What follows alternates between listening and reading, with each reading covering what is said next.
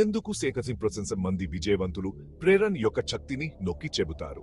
ఎందుకంటే అది మనలోని లోతైన కోరికలను, అత్యంత అద్భుతమైన కళ్ళను మండించే రహస్య స్ఫూర్తి. ప్రేరణ అనేది కేవలం క్షణిక భావన మాత్రమే కాదు, అది ప్రతి గొప్ప సాధన వెనుకున్న శక్తివంతం బ్రహ్మాండమైన ఆవిష్కరణలకు దారితీసే ఆలోచనల నుండి హిడ్యాన్ని హత్తుకునే కరాఖండాలను సృష్టించే తీవ్రమైన అభిరుచుల వరకు ప్రేరణే మనల్ని ముందుకు నడిపించే శక్తి.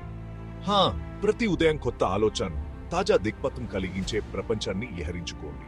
అదే ప్రేరణతో నిండిన జీవితాన్ని గడపడంలోని శక్తి. అది అడ్డంకులను అవకాశాలుగా మారుస్తుంది, సాధారాన్ని అసాధారణంగా మార్చేస్తుంది. ప్రేరణ అనేది కొంతమందికే పరిమితమైంది కాదని గుర్తుంచుకోండి.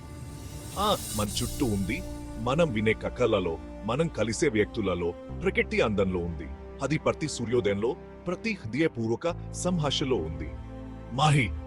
ఈ అద్భుతమైన శక్తిని ఎలా ఉపయోగించుకోవాలి? మీ మనస్సును, హృదయాన్ని తెరవడం ద్వారా ప్రారంభించండి. ఆసక్తిగా ఉండండి, సాహసోపేతంగా ఉండండి. మిమ్మల్ని కదిలించే కథలను, మిమ్మల్ని ఉత్తేజపరిచే లక్ష్యాలను వెతుక్కోండి. ఇతరుల విజయాలు, పోరాటాలు మీ ప్రయాణానికి ఇంధనంగా ఉండడండి. ఎందుకంటే ప్రేరణ మిమ్మల్ని తాకినప్పుడు అది మీ మార్గ